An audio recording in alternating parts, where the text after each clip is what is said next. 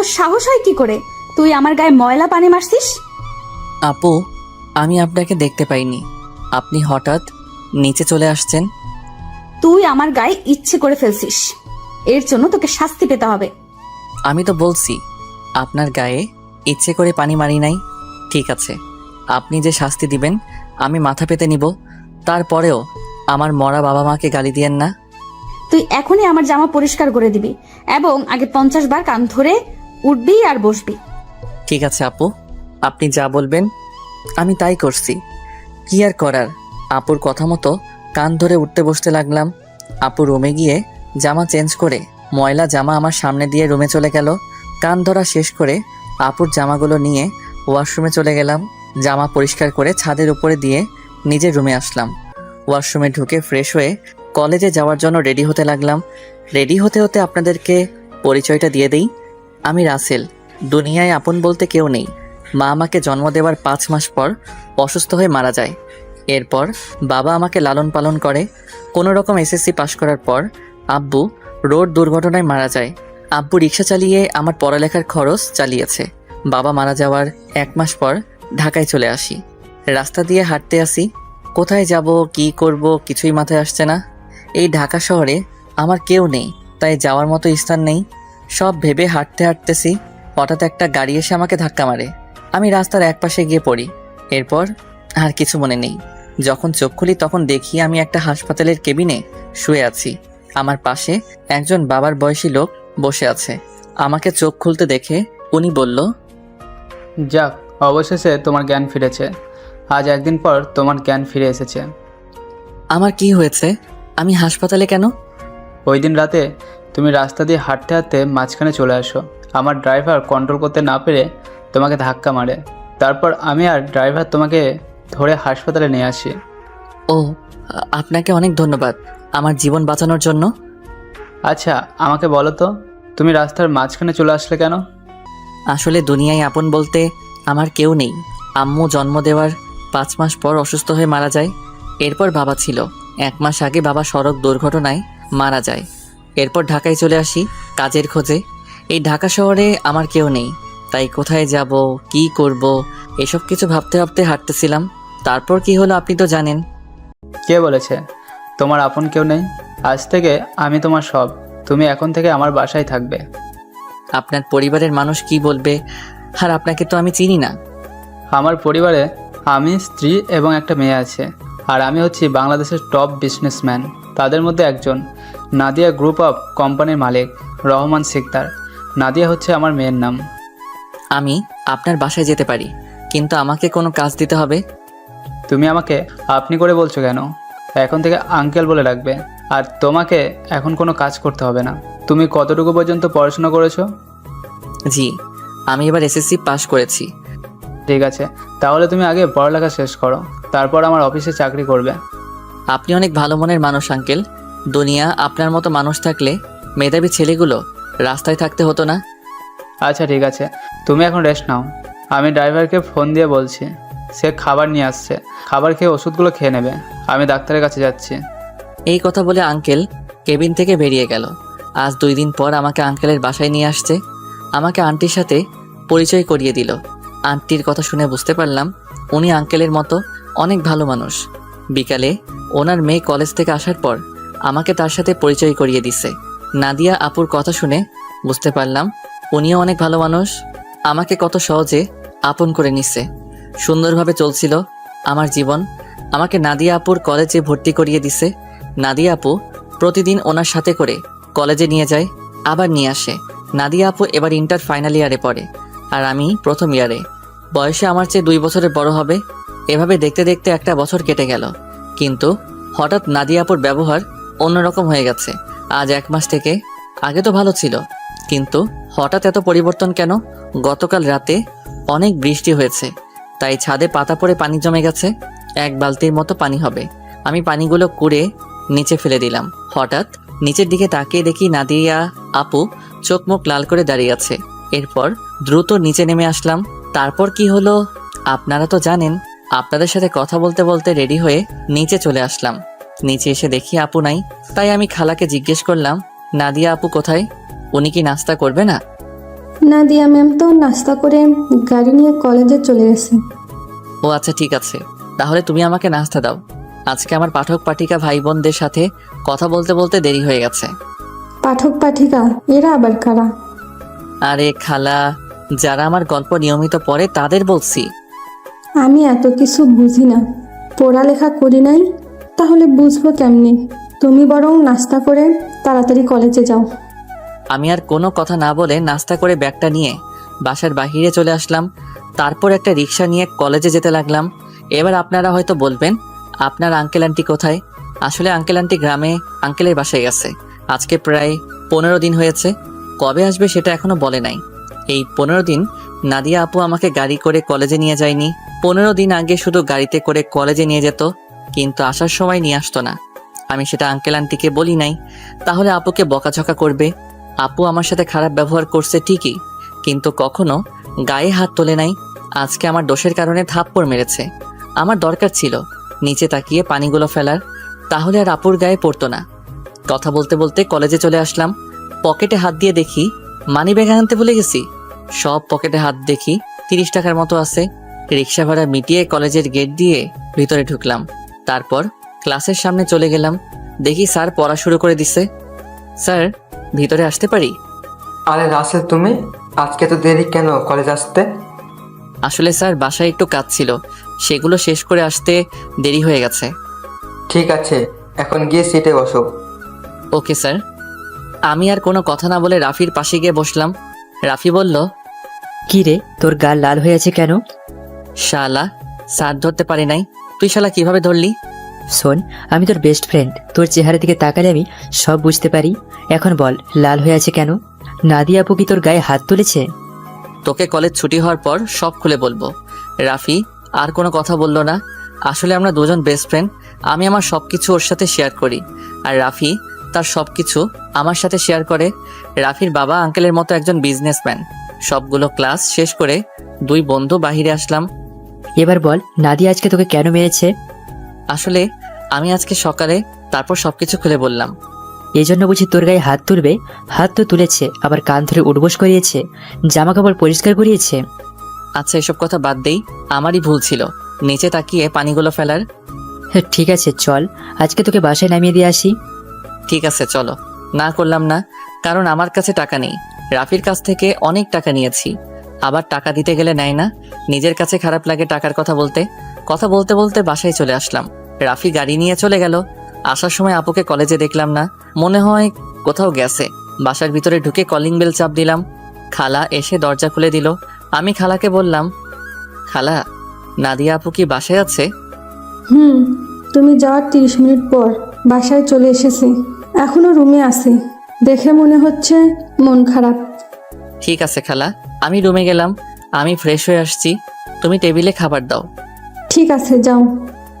আমি রুমে এসে ব্যাগটা টেবিলের উপর রেখে ওয়াশরুমে চলে গেলাম। ফ্রেশ হয়ে একটা জামা গায়ে দিয়ে নিচে চলে আসলাম। দেখি নাদিয়া আপু আসে নাই, তাই আমি আপুর রুমের সামনে দাঁড়িয়ে বললাম, আপু দরজাটা খোলো। কেন, কি হয়েছে? খাবার খেতে আসো। সেই সকালে রুমে ঢুকে বসে আছো, কি হয়েছে তোমার? আমার কিছু হয়নি, তুই এখন যা, আমাকে একা থাকতে দে। আপু প্লিজ দরজাটা খোলো, তোমার সাথে আমার কিছু কথা আছে। নাদিয়া আপু আর কোনো কথা না বলে দরজা খুলে দিয়ে বিছানায় গিয়ে বসলো। আমাকে বলল, বল, কি কথা বলবি?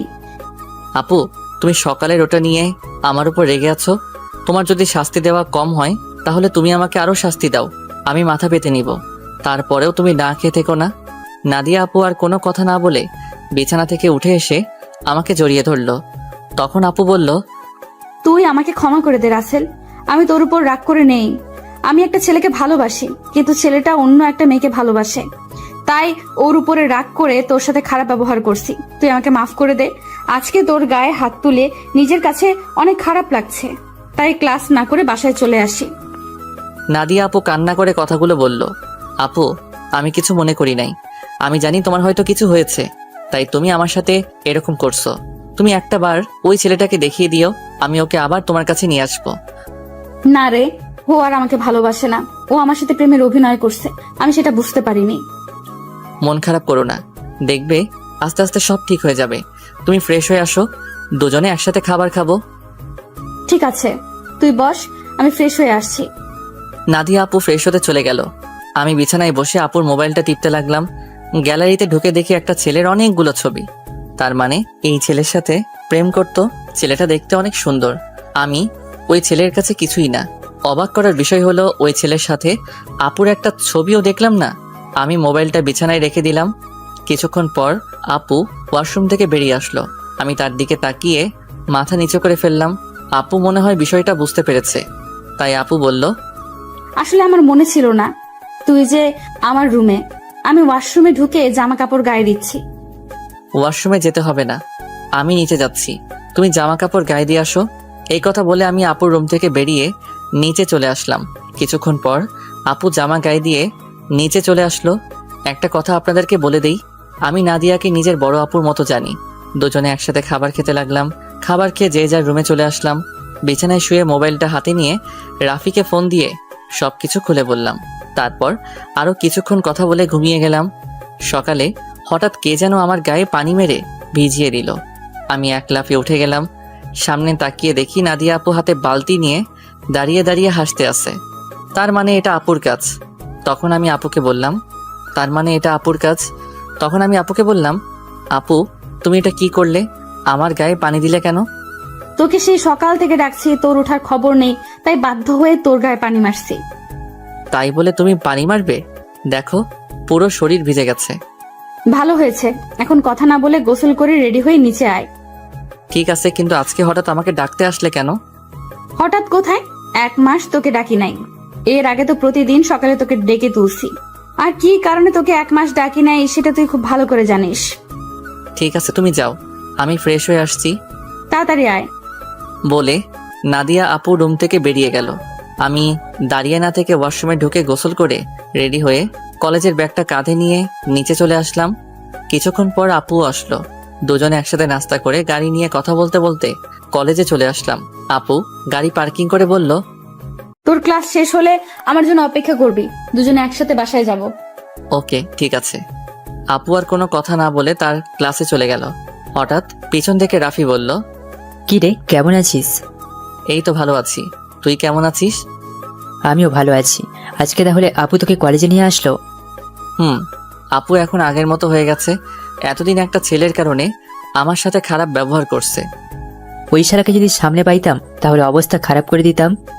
ওসব কথা বাদ দেই, এখন ক্লাসে চল। ঠিক আছে চল। আমি আর রাফি ক্লাসে চলে আসলাম। কিছুক্ষণ পর স্যার ক্লাসে আসলো। সবগুলো ক্লাস শেষ করে আমি আর রাফি বাইরে চলে আসলাম। রাফি তাহলে তুই বাসায় যা, আমি আপুর জন্য অপেক্ষা করছি। দুজনে একসাথে বাসায় যাব। ওকে ঠিক আছে। রাফি আমার থেকে বিদায় নিয়ে চলে গেল। আমি আপুর জন্য অপেক্ষা করতে লাগলাম। কিছুক্ষণ পর দেখি আপু তার বান্ধবীদের সাথে ক্লাস থেকে বেরিয়ে আসতেছে। আমাকে দেখে তার বান্ধবীদের বিদায় আমার সামনে আসলো। কি রে, কোন সময় তোর ক্লাস শেষ হয়েছে? এই তো 30 মিনিট আগে। ও, আমার একটা এক্সট্রা ক্লাস ছিল তাই আসতে দেরি হয়ে গেছে। কোনো সমস্যা নেই, তুমি গাড়ি নিয়ে আসো। তুই দাঁড়া, আমি গাড়ি নিয়ে আসছি। আপু গাড়ি নিয়ে আমার সামনে আসলো। তারপর আপুর সাথে সামনের সিটে বসলাম। দুজনে কথা বলতে বলতে বাসায় চলে আসলাম। আপু তার রুমে চলে গেল, আমি আমার রুমে চলে আসলাম। ফ্রেশ হয়ে নিচে এসে আপু আর আমি একসাথে খাবার খেয়ে রুমে চলে আসলাম। দেখতে দেখতে 1 মাস চলে গেল। এখন আপুর সাথে আগের থেকে অনেক ফ্রি হয়ে গেছি। এখন আপু আমার সব সময় খেয়াল রাখে। কলেজে কোনো মেয়ের সাথে কথা বলতে দেয় না, আমাকে শাসনের উপর রাখে। আপুর এসব আমার অনেক ভালো লাগে। আমি আপুকে কিছু বলি না।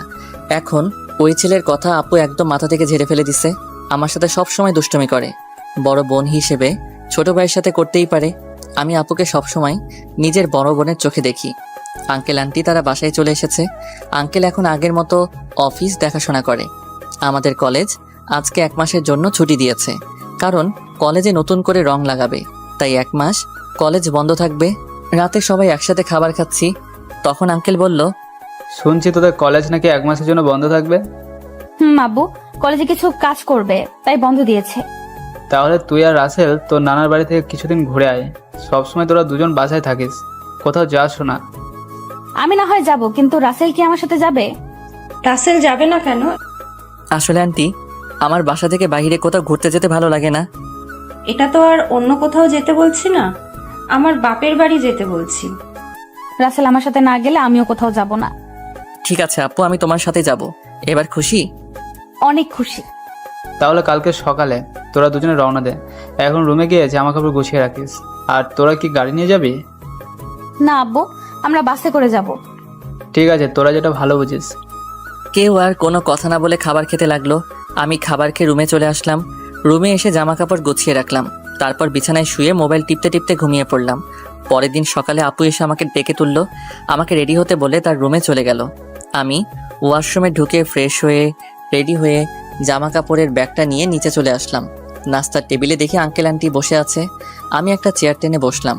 হঠাৎ সিঁড়ির উপরে চোখ পড়তেই আমি চমকে উঠলাম। আজকে আপুকে অনেক সুন্দর লাগছে। নীল রঙের একটা জামা গায়ে দিছে। আপুকে নীল রঙের জামায় অনেক সুন্দর লাগছে।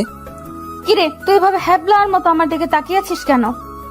এই আপু, আমাকে হ্যাবলা বলবে না। আমি কিন্তু তোমার থেকে অনেক সুন্দর আছি। আর আজকে তোমাকে নীল রঙের জামায় অনেক সুন্দর লাগছে। বাবা, যেই না চেহারা আবার বলে আমার থেকে ওর চেহারা সুন্দর। যা, একটু তোমার রূপের প্রশংসা করলাম, এখন থেকে আর করবই না। তোমাকে পুরো পেতনির মতো লাগছে। কি বললি আমাকে পেতনির মতো লাগছে? প্রথমে প্রশংসা করলাম, কোনো দাম পেলাম না, তাই তোমাকে পেতনি বললাম। আজকে তোকে আমি মেরেই ফেলবো। তোরা কি শয়তানি করবি নাকি নাস্তা করে বেরিয়ে পড়বি? আপু তুমি দেখো না, রাসেল আমাকে পেতনি বলছে। ও তো ছোট, তাই তোর সাথে দুষ্টুমি করছে। এখন কথা না বলে নাস্তা করে বেরিয়ে পড়। নাদিয়া আপু আমার দিকে তাকিয়ে একটা ভেঙচি মেরে একটা চেয়ার টেনে বসে পড়লো। সবাই নাস্তা করতে লাগলাম। নাস্তা খাওয়া শেষ করে আঙ্কেল আন্টির কাছে বলে বাসা থেকে বেরিয়ে আসলাম। তারপর গাড়িতে করে বাস কাউন্টারে চলে আসলাম। ড্রাইভার আমাদের বাস কাউন্টারে নামিয়ে দিয়ে চলে গেল। আসার সময় আঙ্কেল আমার পকেটে কিছু টাকা ঢুকিয়ে দিল। তাই বাস কাউন্টারে গিয়ে টিকিটের জন্য টাকা বের করতে গিয়ে দেখি 15-20 হাজারের মতো হবে। আমি 2টা টিকিট নিলাম। তারপর টিকিট নিয়ে দুজনে বাসে উঠলাম। দুজনের একসাথে সিট। বাস 20 মিনিট পর ছেড়ে দিল। এই দেখছেন আমি কেমন মানুষ। নাদিয়া আপুর নানার বাড়ির কথা বলতে ভুলে গেছি। আপুর নানার বাড়ি যশোরে। আমি কখনো যাইনি, কিন্তু আপুকে একবার যেতে দেখেছি, তাই আপু সব চিনে। শোন, নানার বাড়িতে গিয়ে কোনো মেয়ের সাথে কথা বলতে পারবি না, আর রিয়ার থেকে দূরে দূরে থাকবি। আমি কি আর কখনো তোমার নানার বাড়ি গেছি? আমি তো কাউকে চিনি না। আর এই রিয়াটাকে? রিয়া হচ্ছে আমার মামাতো বোন, ও তোর সেম ক্লাসে পড়ে। ঠিক আছে, কিন্তু ও যদি আমার সাথে কথা বলতে আসে তখন কি করব? তুই বলবি না। আমি যদি না কথা বলি তাহলে বলবে আমি বোবা, আর না হয় বলবে আমি বেশি ভাব দেখাই। কথা বলবি, কিন্তু বেশি কথা বলতে পারবি না। ঠিক আছে। আমি মনে মনে বললাম, আগে তো রিয়া মেয়েটাকে একবার দেখি, পছন্দ হলে তার সাথে প্রেম করব। এই নাদিয়া আপুর জন্য আজ পর্যন্ত কোনো মেয়ের সাথে প্রেম করতে পারলাম না। তো যাই হোক, দুজনে কানে হেডফোন লাগিয়ে গান শুনতে লাগলাম। বাস এসে একটা রেস্টুরেন্টে থামলো। তখন আমি নাদিয়া আপুর দিকে তাকিয়ে দেখি ঘুমিয়ে আছে। আমি আপুকে ডাক দিলাম। আপু চোখ খুলে বলল, কিরে ডাকছিস কেন?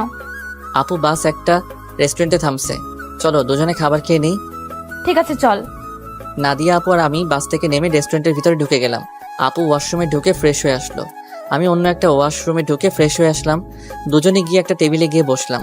আপু ওনার মতো করে অর্ডার করলো, আমি আমার মতো করে অর্ডার করলাম। কিছুক্ষণ পর ওয়েটার খাবার নিয়ে আসলো। দুজনে খাবার খেতে লাগলাম। খাবার খেয়ে দুজনে আবার বাসের ভিতরে চলে আসলাম। আবার আগের মতো বসে পড়লাম। বাস কিছুক্ষণ পর ছেড়ে দিল। বাস চলছে আপন গতিতে। আমরা দুজন আবার হেডফোন লাগিয়ে গান শুনতে লাগলাম। দেখতে দেখতে আমরা এখন যশোর চলে এসেছি। দুজনে বাস থেকে নেমে দেখি একটা গাড়ি আমাদের সামনে দাঁড়িয়ে আছে, আর গাড়ির সাথে একজন লোক দাঁড়িয়ে আছে। নাদিয়া মামা বলে তাকে জড়িয়ে ধরলো। আসলে আমি কখনো আপুর মামাকে দেখি নাই। ওর মামা ঢাকায় মনে হয় সহজে যায়নি, তাই চিনতে পারলাম না। আমি আর আপু পিছনের সিটে বসলাম। তখন আপুর মামা বলল, তাহলে এই হচ্ছে রাসেল? মামা, ও হচ্ছে রাসেল। তুমি তো বাহিরে ছিলে, তাই দেখো নাই। ও, তার মানে নাদিয়ার মামা বাহিরে ছিল। তখন নাদিয়ার মামা বলল, কেমন আছো রাসেল? পড়ালেখা কেমন চলছে? জি মামা, আমি অনেক ভালো আছি, আর পড়াশোনা ভালোই চলছে। ও তা কয়টা মেয়ের সাথে প্রেম করো? মামা আপনি এটা কি বলছেন? আরে সমস্যা নেই, আমাকে তোমার বন্ধু ভেবে বলতে পারো। প্রেম মনে হয় আমি কখনো করতে পারবো না। একটা পেতনির কারণে সবসময় আমাকে মেয়েদের থেকে দূরে সরিয়ে রাখে। ও মা, তাই? সে মানুষটা কে? আমি আপুর দিকে তাকিয়ে দেখি আমার দিকে চোখ লাল করে তাকিয়ে আছে। ভয়ে আমার গলা শুকিয়ে গেল, তাই কথা ঘুরিয়ে বললাম, আসলে আমার কলেজের এক ছেলে বন্ধু। সে বলেছে আমাদের দুজনের মধ্যে কেউ কখনো প্রেম করব না, কোনো মেয়ের সাথে বন্ধুত্ব করব। এ কারণে আজ পর্যন্ত একটা প্রেম করতে পারলাম না। আমার কথা শুনে মামা হাসতে হাসতে শেষ। আপুর দিকে তাকিয়ে দেখি এবার মুচকি মুচকি হাসছে। যাক বাবা, এবার তাহলে বেঁচে গেছি, তা না হলে খাচ্ছনি আজকে আমার অবস্থা খারাপ করে ছাড়তো। কথা বলতে বলতে মামা একটা বাসার ভিতরে গাড়ি ঢুকিয়ে দিল। আমি আর আপু গাড়ি থেকে নামলাম। আপু দৌড়ে ভিতরে চলে গেল। আমি এক জায়গায় দাঁড়িয়ে আছি। মামা গাড়ি পার্কিং করে আমার সামনে এসে বলল, কি ব্যাপার রাসেল, তুমি এখানে দাঁড়িয়ে আছো কেন? ভিতরে যাও। আমি কেমন করে যাব? আমি তো কাউকে চিনি না। আপু তো আমাকে না নিয়ে দৌড় দিয়ে ভিতরে চলে গেল। ও এই ব্যাপার, ঠিক আছে, তুমি আমার সাথে আসো। এটা হচ্ছে আমাদের বাড়ি। আপনাদের বাড়িটা অনেক সুন্দর। এই বাড়িটা আব্বু বানিয়েছে, আমি 5 কোটি টাকা খরচ করি। বাহির থেকে যদি এত সুন্দর হয়, না জানি ভিতরে দেখতে কেমন। তুমি ভিতরে আসো, তারপর দেখো কেমন লাগে। দুজনে কথা বলতে বলতে ভিতরে গেলাম। ভিতরে ঢুকে আমি তো আরো অবাক হয়ে গেলাম। পুরো বাড়িটা রাজপ্রাসাদের মতো। বাইরে থেকে ভেতরে কেমন লাগছে? অনেক সুন্দর মামা। গ্রামের ভিতরে আমাদের বাড়িটা 1 নম্বরে আছে, এমন বাড়ি আর কোথাও নেই। হুম। ঠিক আছে, তুমি পরে গিয়ে হাতের ডান পাশের রুমে চলে যাও। যতদিন এই বাড়িতে থাকবে ততদিন ওই রুমেই থাকবে। ওকে ঠিক আছে মামা। এই বলে আমি সিঁড়ি বেয়ে উপরে উঠলাম। তারপর হাতের ডান পাশে রুমে ঢুকে গেলাম। ভিতরে ঢুকে দেখি রুমটা অনেক সুন্দর। আমি কাঁধের ব্যাগটা বিছানায় রেখে জামা কাপড় বের করে ওয়াশরুমে ঢুকে গেলাম।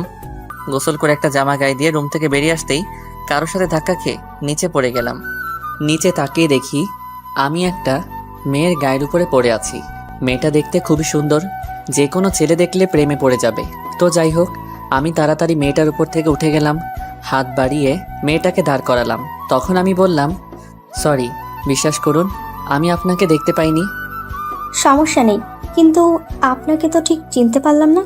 আপনি কে, আর আমাদের বাড়িতে কি করেন? আমি রাসেল, নাদিয়া আপুর সাথে এসেছি। আমি নাদিয়া আপুদের বাসায় থাকি। ও, তার মানে আপনি রাসেল। ফুপা ফুপির কাছে আপনার কথা শুনেছি। আমি রিয়া, নাদিয়া আপুর মামাতো বোন।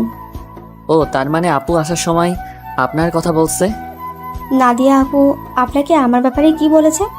তেমন কিছু না, বলছে আপনি নাকি আমার সেম ইয়ারে পড়েন। বাকিটা বললাম না, শুনলে রিয়া কষ্ট পাবে, তাই ওই কথা বললাম না। তখন রিয়া বলল, ও, তার মানে আপনি আর আমি সেম ইয়ারে পড়ি। তাহলে আমরা আপনি করে কেন বলছি? আমরা তুই এবং নাম ধরে ডাকতে পারি তো। ঠিক আছে, এখন থেকে তুই করে বলবো। এখন চলো নিচে যাই।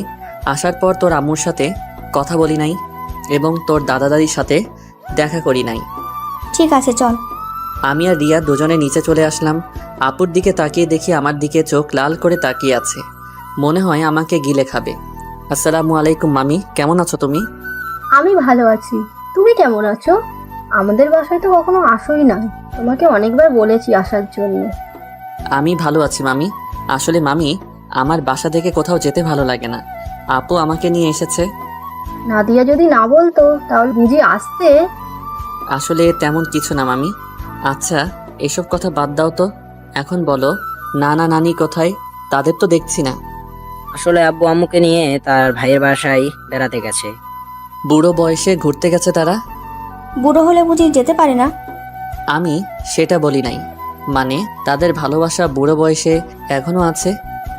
এত কথা না বলে খাবার খা। খাবার খেয়ে তুই আমার রুমে আসবি, তোর সাথে আমার কথা আছে। ঠিক আছে আপু, আর কোনো কথা না। খাবার খেয়ে নিজের রুমে চলে আসলাম। কিছুক্ষণ রেস্ট নিয়ে আপুর রুমের সামনে গিয়ে বললাম, আপু ভিতরে আসবো? আয় বস। আমি ভিতরে ঢুকে দেখি আপুর চোখ দিয়ে পানি পড়ছে। তখন আমি আপুকে বললাম, আপু তোমার কি হয়েছে? তোমার চোখ দেখে বোঝা যাচ্ছে তুমি মনে হয় কান্না করছো। তোকে আসার সময় কি বলছি তোর মনে নেই? তুই রিয়ার সাথে কথা বলছিস কেন? বারে, কথা বললে সমস্যা কোথায়? তোমাকে বলছি না আমি বেশি কথা বলবো না। ঠিক আছে, তুই এখন আমার রুম থেকে কোথাও যাবি না, আমার রুমে বসে থাকবি।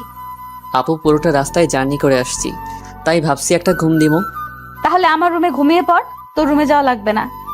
যদি বাড়ির মানুষ অন্য কিছু ভাবে তখন কি হবে? এই বাসার সবাই জানে আমি তোর থেকে বড়, তাহলে অন্য কিছু ভাববে কেন? কথা না বলে ঘুমিয়ে পড়। আমি আর কোনো কথা না বলে আপুর বিছানায় ঘুমিয়ে পড়লাম। এবার আপনাদের কিছু কথা বলি।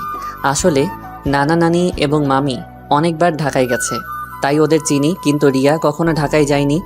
আর কেন যায় না সেটা আমি বলতে পারবো না।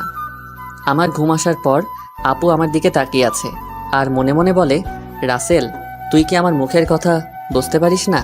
আমি তোর এত খেয়াল কেন রাখি? তোকে কেন মেয়ের সাথে কথা বলতে দেই না? কেন? কারণ আমি তোকে অনেক ভালোবাসি। তোকে যদি আমার জীবনে না পাই তাহলে আমার এই জীবন শেষ করে দিব। আমি তোকে অন্য মেয়ের সাথে সহ্য করতে পারবো না। এই কথা বলে আপু আমার কপালে এবং গালে 4-5টা চুমু খেলো। তারপর রুম থেকে বেরিয়ে রিয়ার রুমে গেল। রিয়া বিছানায় শুয়ে কি যেন ভাবছে। তখন আপু রিয়ার পাশে বসে বলল, কি রে রিয়া, তোকে দেখে বোঝা যাচ্ছে তুই কিছু একটা নিয়ে চিন্তায় আছিস। আসলে আপু তেমন কিছু না। এখন বলো, হঠাৎ আমার রুমে? কেন, তোর রুমে কি আসা যাবে না? আমি ওইভাবে বলি নাই। আচ্ছা, ওটা বাদ দাও। তোমাকে একটা কথা বলি, রাসেল কি কোনো মেয়ের সাথে প্রেম করে? কেন, আমার জানা মতে রাসেল কোনো মেয়ের সাথে প্রেম করে না। তা এটা কেন জিজ্ঞেস করলি? না আপু, এমনি জিজ্ঞেস করলাম। তা আপু, তোমার পড়াশোনা কেমন চলছে? আমার তো ভালোই চলছে, তোর কেমন চলছে? আমারও ভালোই চলছে। ঠিক আছে, তুই থাক, আমি রুমে গেলাম। এই কথা বলে আপু নিজের রুমে চলে আসলো। আর এদিকে রিয়া ভাবছে, তাহলে আমার লাইন ক্লিয়ার, আমি রাসেলকে আমার করে নিব। আমি ওকে প্রথম দেখায় ভালোবেসে ফেলেছি। আমাকে যে করেই হোক রাসেলের মন জয় করতে হবে। কিন্তু আমি ওর মন জয় করব কেমন করে? তখন রিয়া ভাবতে লাগলো। হঠাৎ তার মাথায় একটা বুদ্ধি আসে। আমাকে তার সাথে প্রতিদিন কলেজে নিয়ে যাবে। তারপর আস্তে আস্তে রাসেলকে রিয়ার প্রতি দুর্বল করবে। বিকালে ঘুম থেকে উঠে দেখি আপু আমার পাশে শুয়ে আছে, যেন একটা পিচ্চি মেয়ে আমার পাশে শুয়ে আছে। আমি আপুর দিকে তাকিয়ে বিছানা থেকে নামতেই আপুর ঘুম ভেঙে গেল। কি ব্যাপার আপু, তুমি উঠলে কেন? ঘুম ভেঙে গেছে তাই উঠে গেলাম। তুই ফ্রেশ হয়ে আয়, দুজনে মিলে গ্রামটা ঘুরে দেখবো। ঠিক আছে, আমি রুমে গিয়ে ফ্রেশ হয়ে আসছি। এইটা বলে আপুর রুম থেকে বেরিয়ে নিজের রুমে চলে আসলাম। ওয়াশরুমে ঢুকে ফ্রেশ হয়ে একটা জামা গায়ে দিয়ে নিচে নেমে আসলাম। নিচে এসে দেখি রিয়া সোফায় বসে টিভি দেখছে। আমাকে দেখে সামনে এসে বলল, কি রে, তুই কি কোথাও যাবি? আপু আর আমি তোদের গ্রামটা ঘুরে দেখব। আপু ফ্রেশ হয়ে আসছে। ঠিক আছে, তোরা আমার জন্য কিছুক্ষণ অপেক্ষা কর, আমিও তোদের সাথে যাব। এটা বলে রিয়া দৌড় দিয়ে তার রুমে চলে গেল। কিছুক্ষণ পর আপু বেরিয়ে আসলো। আপুকে দেখতে অনেক সুন্দর লাগছে। আপু আমার সামনে এসে বলল, রাসেল, আমি রেডি, এবার চল। একটু দাঁড়াও। রিয়া বলেছে সেও আমাদের সাথে যাবে, আমাদের অপেক্ষা করতে বলছে। আপু রিয়ার কথা শুনে মুখটা বেজার করে ফেললো। আমি বুঝতে পারছি, কিন্তু আমি তো আর রিয়াকে মানা করতে পারবো না। কিছুক্ষণ পর রিয়াও বেরিয়ে আসলো। রিয়াকেও অনেক সুন্দর লাগছে, হালকা মেকআপ করছে, তাতে অনেক সুন্দর লাগছে রিয়াকে। তারপর আমরা 3 জন বাসা থেকে বেরিয়ে গ্রামের ভিতরে দিয়ে হাঁটতে লাগলাম। গ্রামের দৃশ্য দেখতে অনেক সুন্দর, মন চায় সারাদিন সবুজ শ্যামল এই গ্রামটা ঘুরে দেখতে। কি সুন্দর বাতাস বয়ে যাচ্ছে, বাতাসে আপু এবং রিয়ার চুল উঠছে। তাদের দিকে তাকিয়ে দেখি ওরা দুজন আমার দিকে তাকিয়ে আছে। আমি তো কিছুই বুঝতে পারলাম না। ঘুরতে ঘুরতে রাত 8টা বেজে গেল। আসলে আমরা রিয়াদের বাজারে আসছি, এখানে ফুচকা আইসক্রিম খেয়েছি। আপু বেশি খাইনি, চেহারাটা কেমন করে যেন রেখেছে। মনে হয় রিয়াকে সাথে করে আনার জন্য মন খারাপ করে ফেলছে। তো যাই হোক, 3 জনে হাঁটতে হাঁটতে বাসায় চলে আসলাম। যে যার রুমে চলে আসলাম। আমি ওয়াশরুমে ঢুকে ফ্রেশ হয়ে নিচে চলে আসলাম। সবার সাথে খাবার খেতে লাগলাম। আপু খাবার খাচ্ছে না। হঠাৎ হাত ধুয়ে রুমে চলে গেল। আমি হালকা কয়েকটা খাবার খেয়ে আপুর রুমে চলে আসলাম। রুমে এসে দেখি আপু বিছানায় শুয়ে আছে। আমি আপুর সামনে গিয়ে বললাম, আপু, আমি রিয়াকে আমাদের সাথে যেতে বলি নাই, সে নিজে এসেছে আমাদের সাথে। আপু কোনো কথা বলছে না, আবার অন্যদিকে মুখ ঘুরিয়ে নিল। এবার আমি আপুকে আমার দিকে ঘুরিয়ে বললাম, আপু, তুমি কি আমার উপর রেগে আছো? প্লিজ, তুমি এভাবে মন খারাপ করে থাকলে আমার কাছে একটু ভালো লাগে না। হঠাৎ আপু আমার সাথে এমন কিছু করবে সেটা আমি কখনো ভাবতে পারিনি। আপু আমাকে জড়িয়ে ধরে ঠোঁটের সাথে ঠোঁট লাগিয়ে পাগলের মতো কিস করতে লাগলো। আমি ছাড়ার চেষ্টা করছি, কিন্তু আপু আমাকে শক্ত করে ধরে আছে। প্রায় 5 মিনিট পর ছেড়ে দিয়ে কান্না করতে করতে বলল, তুই আমার রুমে কেন এসেছিস? তুই কি কিছু বুঝিস না আমি কেন তোকে অন্য মেয়ের সাথে কথা বলতে দিই না? তোকে সব সময় চোখে চোখে রাখি, তোর এত কেয়ার করি, কারণ আমি তোকে ভালোবাসি। আমি তোকে অন্য মেয়ের সাথে কথা বলতে দেখলে সহ্য করতে পারি না। আমি তোকে অনেক ভালোবাসি রাসেল। আমি তো আপুর কথা শুনে অবাক হয়ে গেলাম, আপু এটা কি বলছে? তখন আমি আপুকে বললাম, আপু, তোমার মাথা কি ঠিক আছে? তুমি এটা কি বলছো? আমি তোমাকে বড় বোনের মতো সম্মান করি। আমি মনে করছি তুমি আমাকে ছোট ভাই হিসেবে এত কেয়ার এবং খেয়াল রাখো। না, আমি তোকে ভালোবাসি বলে এত কেয়ার এবং খেয়াল রাখি। প্লিজ রাসেল, তুই আমাকে ফিরিয়ে দিস না। আপু, এটা কখনো সম্ভব নয়। তুমি আমার 2 বছরের বড়। এটা পরিবারের এবং আঙ্কেল আন্টি কখনো মেনে নিবে না। সমাজের মানুষ নানান ধরনের কথা বলবে। আমি পারবো না তোমাকে ভালোবাসতে। তুই যদি আমাকে ভালো না বাসিস তাহলে আমি নিজেকে শেষ করে দিব। আমি তোকে ছাড়া বড় অসহায়, আমি তোকে ছাড়া থাকতে পারবো না। এই তোমাদের মতো মেয়েদের বাংলা সিনেমার মতো একটা ডায়লগ আছে, কাউকে নিজের করে না পেলে আত্মহত্যা করবে, হাত কেটে ফেলবে, ছাদ থেকে লাফ দিবে, এমনকি বিষ খাবে। এগুলো ছাড়া আর কি তোমরা কিছু করতে পারো না? যাকে ভালোবাসি তাকে যদি নিজের করে না পাই, তাই মেয়েরা এসব করতে বাধ্য হয়। আমি তোকে সত্যিই অনেক ভালোবাসি। আপু, আমি তোমাকে বোনের মতো জানি। আমি তোমাকে কখনো ভালোবাসতে পারবো না। তুমি এসব বিষয়ে আমার সাথে কথা বললে আমি তোমাদের সবাইকে ছেড়ে চলে যাব। না না, তুই কোথাও যাস না। তোকে না দেখলে আমি থাকতে পারবো না। ঠিক আছে, আমি আর কখনো তোকে ভালোবাসার কথা বলবো না। কথাটা যেন মনে থাকে। আগে যেভাবে চলতে এখনও সেভাবে চলবে। আমি এখন রুমে গেলাম। এটা বলে নিজের রুমে চলে আসলাম। রুমে এসে বিছানায় শুয়ে আপুর কথাগুলো ভাবতে লাগলাম। আপু এটা কেমন করে বলল? আঙ্কেল আন্টি যদি জানতে পারে তাহলে আমাকে বাসা থেকে বের করে দিবে। তারপর আমি কোথায় যাব? এসব কিছু ভাবতে ভাবতে কখন যে ঘুমিয়ে গেছি মনে নাই।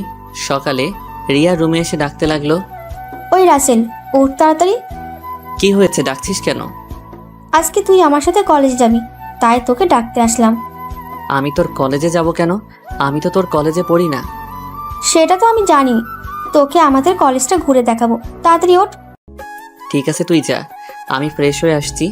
রিয়া আর কোনো কথা না বলে আমার রুম থেকে বেরিয়ে গেল। আমি বিছানা থেকে উঠে ওয়াশরুমে ঢুকে ফ্রেশ হয়ে রেডি হয়ে নিচে চলে আসলাম। নিচে এসে দেখি মামা মামি নাস্তার টেবিলে বসে আছে। আমি গিয়ে একটা চেয়ার টেনে বসলাম। আর রাসেল, রাতে ঘুম কেমন হয়েছে? অনেক ভালো ঘুম হয়েছে মামা। তা তুমি এত সকালে ঘুম থেকে উঠলে কেন? রিয়া আমাকে ঘুম থেকে উঠিয়ে দিল। তার সাথে কলেজে যাওয়ার জন্য আমাকে নাকি তাদের কলেজটা ঘুরে দেখাবে। ও ঠিক আছে, তোমরা নাস্তা করো, আমি নাদিয়াকে ঘুম থেকে ডেকে তুলছি। আপু এখনো ঘুম থেকে উঠে নাই? এখনো তো উঠে নাই, গতকাল রাতে অল্প কয়েকটা খাবার খেয়েছে। মেয়েটার হঠাৎ কি হলো? কি আর হবে, মনে হয় ভালো লাগছে না তাই খাবার কম খেয়েছে। হঠাৎ রিয়া এসে একটা চেয়ার টেনে আমার পাশে বসলো। তখন রিয়া বলল, কি হয়েছে আম্মু?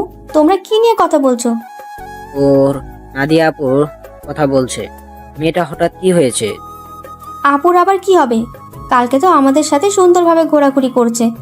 মনে হয় অনেক হাঁটাহাঁটি করাতে শরীর খারাপ লাগছে। হয়তো তাই হবে। ঠিক আছে, তোরা নাস্তা করে কলেজে যা, আমি নাদিয়াকে ঘুম থেকে উঠলে তাকে জিজ্ঞাসা করব। কেউ আর কোনো কথা না বলে নাস্তা খেতে লাগলো। আর আমি তো জানি আপু কেন এমন করছে। আপু যেটা চাচ্ছে সেটা কখনোই সম্ভব নয়। আমি কখনো আপুকে ওই রকম চোখে দেখি নাই। রিয়া আর আমি নাস্তা করে মামাকে বলে বাসা থেকে বেরিয়ে আসলাম। তখন রিয়া বলল, আচ্ছা রাসেল, দেখ তো আমাকে কেমন লাগছে। আমি তো এতক্ষণ রিয়ার দিকে খেয়াল করি নাই। আজকে রিয়াকে অনেক সুন্দর লাগছে। রিয়ার সৌন্দর্য ফুটে তুলছে তার ঠোঁটের পাশের তিলটাই। তখন আমি বললাম, আজকে তোকে অনেক সুন্দর লাগছে। যে কোনো ছেলে দেখলে প্রেমে পড়ে যাবে। কোনো ছেলে পড়ার দরকার নেই, তুই পড়লে হবে। ওই বিড়বিড় করে কি বলছিস?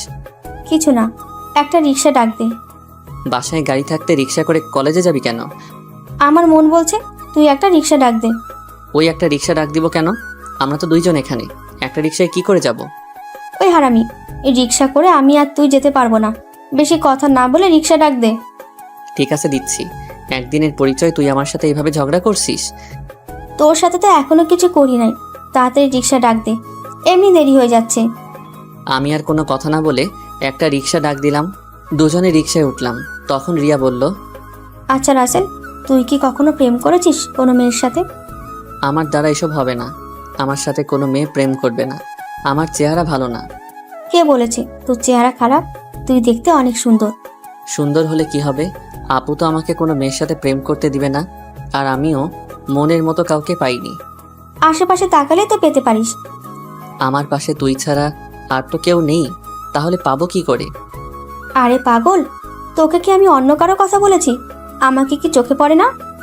কি রে, চুপ করে আছিস কেন? তোর কলেজ আর কত দূর? এই তো সামনেই।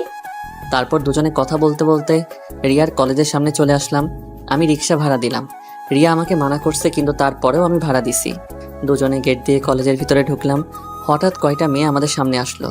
তাদের একটা মেয়ে বলল, কি রে রিয়া, তোর সাথে উনি কে? আগে তো কখনো দেখিনি। আমার মনে হয় কি আমাদের রিয়ার বয়ফ্রেন্ড। দেখতে কিন্তু অনেক সুন্দর। যদি রিয়ার আগে আমি দেখতাম তাহলে ওর সাথে প্রেম করতাম। আইসে, তোর যে চেহারা, এই চেহারা এইরকম ছেলে কখনোই পাবি না। ওই তোরা কি চুপ করবি? রীতি মিথু, তোরা জানিস ওকে? ও হচ্ছে আমার ফুফাতো ভাই রাসেল। তুই তো কখনো আমাদের তোর ফুফাতো ভাইয়ের কথা বলিস নাই। আমি যদি জানতাম আমার ফুফাতো ভাই আছে তাহলে তো তোদের অবশ্যই বলতাম। তোরা তো আমার ফুফাতো বোন নাদিয়া আপুকে চিনিস, ওনার ছোট ভাই। ও আচ্ছা, তা ভাইয়া কেমন আছেন? আমি এতক্ষণ ওদের কথা শুনে মাথা নিচ করে রাখলাম। আর রিয়ার কথা শুনে তো আমি আরও অবাক হয়ে গেলাম। সে ওদের সত্যিটা বলে নাই। তখন আমি বললাম, প্রথম কথা হচ্ছে আমাকে ভাইয়া বলে ডাকা যাবে না। আমি তোমাদের সাথে সেম ইয়ারে পড়ি। আর আলহামদুলিল্লাহ আমি আছি। আপনারা সবাই কেমন আছেন? যেহেতু আমাদের সাথে পড়েন তাহলে আমাদের আপনি না তুই করে বলবেন। আমরাও ভালো আছি। ঠিক আছে, পরে কথা বলা যাবে, এখন ক্লাসে চল। আমি বলি কি, তোরা ক্লাসে যা, আমি বাসায় চলে যাই। আমি এখানে থেকে কি করব? তুই আমাদের সাথে ক্লাসে যাবি। যদি তোদের স্যার এবং ছাত্রছাত্রী কিছু বলে? তাও কথা ঠিক। আচ্ছা, তাহলে তুই বাসায় চলে যা। দুপুর 1টার সময় আমাকে এসে নিয়ে যাস। আমি ঠিক আছে বলে কলেজ থেকে বেরিয়ে একটা রিক্সা নিয়ে বাসায় চলে আসলাম। বাসায় কলিং বেল চাপ দেওয়ার পর মামি এসে দরজা খুলে দিল। আমাকে দেখে বলল, কি ব্যাপার রাসেল, তুমি চলে আসলে কেন? আমি কলেজে থেকে কি করব, তাই চলে আসলাম। রিয়া বলেছে তাকে দুপুরে গিয়ে নিয়ে আসতে। ও ঠিক আছে, তুমি রুমে যাও, আমি তোমার জন্য ওপরে কফি নিয়ে আসছি। আমি এখন কফি খাবো না। আপু কি ঘুম থেকে উঠেছে? নাস্তা করে এখনো রুমে আছে। ঠিক আছে। আমি আপুর রুমে গেলাম বলে ভিতরে ঢুকে আপুর রুমে চলে গেলাম। আপুর রুমে এসে দেখি কার সাথে যেন মোবাইলে হেসে হেসে কথা বলছে। আমাকে দেখে ফোন কেটে দিল। তখন বলল, আমি তোমার রুমে আসলে সমস্যা কোথায়? আর তুমি কার সাথে কথা বলছো? সেটা কি তোকে বলতে হবে? আপু, তুমি আমার সাথে এইভাবে কথা বলছো কেন? তোর সাথে আমার কথা বলতে ভালো লাগছে না। তুই আমার রুম থেকে বেরিয়ে যা। আমি আর কোনো কথা না বলে আপুর রুম থেকে বেরিয়ে আমার রুমে চলে আসলাম। বিছানায় বসে ভাবতে লাগলাম, আপুর হঠাৎ কি হলো? আমার মনে হয় তার ভালোবাসা মেনে না নেওয়ার কারণে আমার উপর রেগে আছে। আপুর এমন কথায় কেন জানি আমার অনেক খারাপ লাগছে। পরে ভাবলাম, রাগ করলে করুক, কিছুদিন পর এমনি ঠিক হয়ে যাবে। আর কিছু না ভেবে একটা ঘুম দিলাম। দুপুরের দিকে ঘুম থেকে উঠে দেখি 1টা বাজার 10 মিনিট বাকি আছে। তাই কোনো রকম ফ্রেশ হয়ে মামিকে বলে বাসা থেকে বেরিয়ে একটা রিক্সা নিয়ে রিয়ার কলেজের সামনে চলে আসলাম। কলেজের সামনে এসে দেখি রিয়া তার বান্ধবীদের সাথে বাহিরে দাঁড়িয়ে আছে। আমাকে দেখে ঋতু আর মিতুর থেকে বিদায় নিয়ে আমার সাথে রিক্সায় উঠে বসলো। তোর আসতে লেট হলো কেন? আসলে কলেজ থেকে গিয়ে ঘুমিয়ে পড়ছি, উঠতে একটু দেরি হয়ে গেছে, তাই আসতে একটু দেরি হয়েছে। ও, তারপর দুজনে কথা বলতে বলতে বাসায় চলে আসলাম। এবার রিয়া আমাকে রিক্সা ভাড়া দিতে দিল না। রিয়া এবার রিক্সা ভাড়া দিল। তারপর দুজনে বাসার ভিতরে ঢুকে যে যার রুমে চলে গেলাম। দেখতে দেখতে 10টা দিন চলে গেল। রিয়া আর তার বান্ধবীদের সাথে ভালো বন্ধুত্ব হয়েছে, কিন্তু আপু আমার সাথে ঠিকভাবে কথা বলে না। সব সময় কার সাথে যেন ফোনে হেসে হেসে কথা বলে। আপুর এড়িয়ে চলা আমার অনেক খারাপ লাগে। এখন কেন জানি আপু ফোনে কারোর সাথে হেসে হেসে কথা বললে আমার কেমন জানি লাগে। রাতে সবাই মিলে খাবার খেতে লাগলাম। তখন নাদিয়া আপু বলল, মামা মামি, আমি কালকে ঢাকায় ফিরে যাব। আমার জরুরি কাজ আছে। তুই যাবি মানে? তাহলে রাসেল কি করবে? ও যাবে কিনা সেটা বলতে পারবে। রাসেল, তুমি কি কিছু বলবে? নাদিয়ার সাথে তুমি যাবে না কি? তুমি আরো কিছুদিন থাকবে? না মামা মামি, আমিও আপুর সাথে কালকে চলে যাব। আমি থেকে কি করব? তাহলে ঠিক আছে, তা গাড়ি নিয়ে যাবি নাকি বাসে করে যাবি? না মামা, আমরা বাসে করে যাব। তুমি ড্রাইভারকে বলে দিও আমাদের বাস কাউন্টারে নামিয়ে দিয়ে আসতে। মামা ঠিক আছে বলে খাবার খেতে লাগলো। রিয়ার দিকে তাকিয়ে দেখি মন খারাপ করে হাতে পানি ঢেলে রুমে চলে গেল। সেটা আমি বলবো কেমন করে? তুমি গিয়ে তোমার মেয়েকে জিজ্ঞাসা করো। ঠিক আছে, ওর সাথে আমি পরে কথা বলবো, এখন খাবার খাও। সবাই খাবার খেতে লাগলো। আমি খাবার খেয়ে রুমে চলে আসলাম। রুমে এসে দেখি টেবিলের ওপর একটা কাগজ, লেখা আছে, রাসেল তুই একটু ছাদে আয়, আমি রিয়া, তোর সাথে কিছু কথা আছে। রিয়া হঠাৎ আমাকে ছাদে যেতে বলল কেন? আমি আর কোনো কিছু না ভেবে রুম থেকে বেরিয়ে ছাদে চলে গেলাম। ছাদে গিয়ে দেখি রিয়া ছাদের একটা কোথায় অন্যদিকে তাকিয়ে আছে। আমি রিয়ার সামনে গেলাম, তারপর রিয়াকে বললাম, বল আমাকে ছাদে আসতে বললি কেন? রিয়া আমার দিকে ঘুরে তাকালো। রিয়ার চোখ দেখি লাল হয়ে আছে, মনে হয় কান্না করছে। রিয়া বলল, রাসেল, আমি তোকে কিছু কথা বলতে চাই, প্লিজ তুই না করিস না। কি কথা আগে সেটা বল। তারপর রিয়া আমাকে যে কথা বলল, সে কথা কখনো আমি রিয়ার থেকে আশা করি নাই। রিয়া এ কথা কিভাবে বলতে পারলো? রাসেল, আমি তোকে প্রথম যেদিন আমাদের বাসায় দেখি, তোর সাথে ধাক্কা খাই, সেদিন থেকে আমি তোকে ভালোবেসে ফেলেছি। আমি মনে করছি আরও কিছুদিন পর তোকে ভালোবাসার কথা বলবো, কিন্তু যখন শুনেছি তুই কালকে ঢাকায় ফিরে যাবি, তখন আমার মনটা অনেক খারাপ হয়ে যায়। আমি আর থাকতে পারলাম না, তাই তোকে ছাদে ডেকে ভালোবাসার কথা বললাম। সত্যি রাসেল, আমি তোকে অনেক ভালোবাসি। এ কথা বলে রিয়া আমাকে জড়িয়ে ধরলো। আমি রিয়াকে বন্ধু ছাড়া অন্য কিছু ভাবি নাই, তাই ওর সাথে এত ফ্রি হয়েছি। কিন্তু রিয়া যে আমাকে ভালোবাসার কথা বলবে তা আমি কখনো ভাবিনি। আমি রিয়াকে আমার থেকে ছেড়ে বললাম, দেখ রিয়া, আমি তোকে বন্ধু ছাড়া অন্য কিছু কখনো ভাবিনি। আমি তোকে ভালোবাসতে পারবো না। তুই প্লিজ রাগ করিস না। তুই আমার থেকে অনেক ভালো ছেলে পাবি। আমাকে তুই ভুলে যা। রিয়া আমার কথা শুনে জোরে জোরে কান্না করে দিল। তারপর রিয়া বলল, তুই কেন আমাকে ভালোবাসতে পারবি না? আমি কি দেখতে খারাপ? কেন ভালোবাসতে পারবো না সেটা আমি বলতে পারবো না, আর তুই দেখতে অনেক সুন্দর। ঠিক আছে, জোর করে তো আর কারো ভালোবাসা পাওয়া যায় না, কিন্তু আমি তোকে কখনো ভুলতে পারবো না। তোকে আমি অনেক ভালোবেসে ফেলেছি। প্লিজ তুই পাগলামি করিস না, দেখবি তুই আমার থেকে ভালো ছেলে পাবি। ঠিক আছে, আমি রুমে গেলাম। এই কথা বলে রিয়া ছাদ থেকে নেমে গেল। এই কারণে মেয়েদের সাথে বন্ধুত্ব করি না। আমি আর কিছু না ভেবে ছাদ থেকে নেমে নিজের রুমে চলে গেলাম। বিছানায় শুয়ে পড়লাম। পরের দিন সবার থেকে বিদায় নিয়ে আমি আর আপু বেরিয়ে আসলাম। রিয়া আর আমার সামনে আসে নাই। ড্রাইভার আমাদের বাস কাউন্টারে নামিয়ে দিয়ে চলে গেল। আসার সময় আপু একটা কথাও বলে নাই আমার সাথে। আপুর এত পরিবর্তনে আমার অনেক খারাপ লাগছে। আপুর দুষ্টুমিগুলো, কেয়ার করা, সব কিছু মিস করছি। আগে ঢাকায় ফিরে যাই, তারপর আপুর সাথে কথা বলবো। টিকিট কেটে দুজনে বাসে উঠলাম। দুজনের সিট একসাথে পড়েছে। আপু জানালার পাশে গিয়ে বসলো। দেখতে দেখতে আমরা ঢাকায় এসে পৌঁছে গেলাম। ড্রাইভার আঙ্কেল আমাদের নেওয়ার জন্য গাড়ি নিয়ে অপেক্ষা করছে। আমি আসার সময় ড্রাইভার আঙ্কেলকে ফোন দিয়ে আসতে বলেছি। দুজনে বাস থেকে নেমে গাড়িতে গিয়ে বসলাম। আমি ড্রাইভার আঙ্কেলের সাথে সামনের সিটে বসলাম। আপু পিছনের সিটে গিয়ে বসলো। আপুর দিকে তাকিয়ে দেখি কার সাথে যেন মোবাইলে চ্যাটিং করছে। আমি আপুর থেকে চোখ সরিয়ে নিলাম। কিছুক্ষণ পর বাসায় চলে আসলাম। আপু গাড়ি থেকে নেমে ভিতরে চলে গেল। আমি জামা কাপড়ের ব্যাগ নিয়ে ভিতরে গেলাম। আন্টি বলল, কি ব্যাপার রাসেল, তোমরা তো তাড়াতাড়ি বাসায় আসলে যে? আরো কিছুদিন থাকতে। আন্টি আপুর নাকি কাজ আছে, তাই চলে আসলাম। আর 10 দিন তো থেকে আসলাম। ঠিক আছে, তুমি রুমে গিয়ে ফ্রেশ হয়ে আসো, আমি টেবিলে খাবার দিচ্ছি। ঠিক আছে আন্টি। এই বলে নিজের রুমে চলে আসলাম। রুমে এসে ওয়াশরুমে ফ্রেশ হয়ে নিচে চলে আসলাম। একটা চেয়ার টেনে বসলাম। আপুকে দেখলাম না টেবিলে। তখন আমি আন্টিকে বললাম, আন্টি আপু কোথায়? আপু খাবার খাবে না? ও তো খাবার খেয়ে রুমে চলে গেছে, তুমি খেয়ে নাও। ও, আমি আর কোনো কথা না বলে খাবার খেয়ে রুমে চলে আসলাম। দেখতে দেখতে আরও 10টা দিন চলে গেল। আপুর সাথে কথা বলতে গেলে আমার সাথে কথা বলে না। এই 10টা দিন অনেক কষ্টে কেটেছে।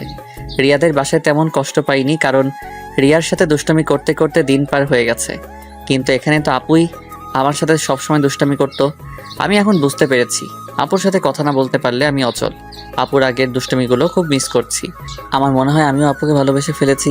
কিন্তু আন্টি আঙ্কেল কি আমাদেরকে মেনে নিবে? সমাজের মানুষ কি বলবে? আপুকে দেখি এখন সবসময় হাসি খুশি থাকে, কার সাথে যেন মোবাইলে সারাদিন কথা বলে। আপু কি তাহলে অন্য কাউকে ভালোবাসে? না, আমার মনের কথা আপুকে খুলে বলতেই হবে। রাতে রাফিকে ফোন দিয়ে বললাম কলেজের সামনে দেখা করতে।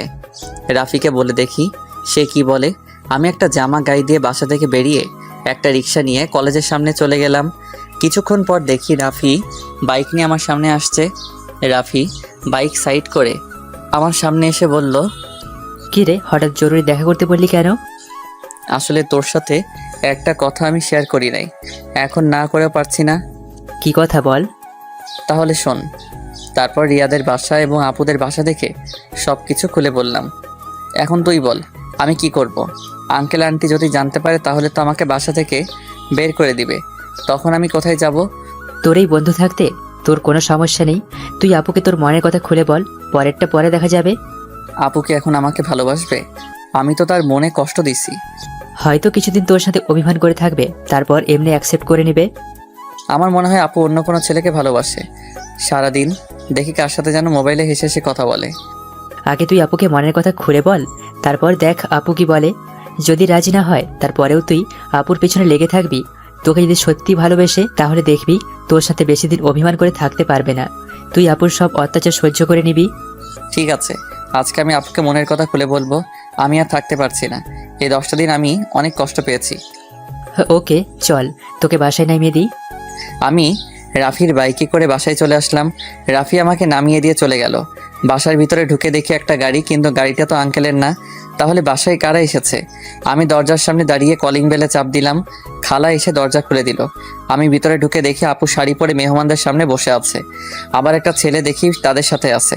আঙ্কেল দেখি বাসায়। সবাইকে অনেক খুশি খুশি লাগছে। আমাকে দেখে আঙ্কেল বলল, রাসেল, তুমি সকালে কোথায় গিয়েছিলে? আসলে আঙ্কেল রাফির সাথে ছিলাম। ও, তা দাঁড়িয়ে আছো কেন? বসো। দেখো, নাদিয়াকে ওরা দেখতে এসেছে। তাদের নাদিয়াকে পছন্দ হয়েছে। এখন বিয়ের দিন তারিখ ঠিক করব। নাদিয়া আপুর বিয়ের কথা শুনে আমার পায়ের নিচের মাটি সরে গেল। এখনই সবার সামনে বলতে ইচ্ছে করছে, নাদিয়া আপু তুমি বিয়েটা করো না। আমি তোমাকে ছাড়া থাকতে পারবো না। আমি তোমাকে অনেক ভালোবেসে ফেলেছি, কিন্তু সেটা আর বলতে পারছি না।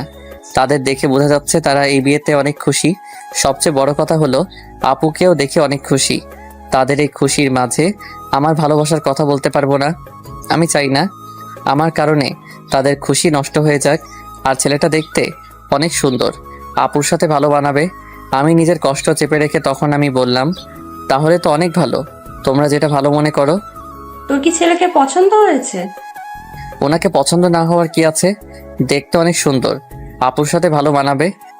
তাহলে আমরা বিয়ের দিন তারিখ ঠিক করতে পারি। তারপর তারা বিয়ের দিন তারিখ ঠিক করলো। আগামী শুক্রবার আপুর বিয়ে।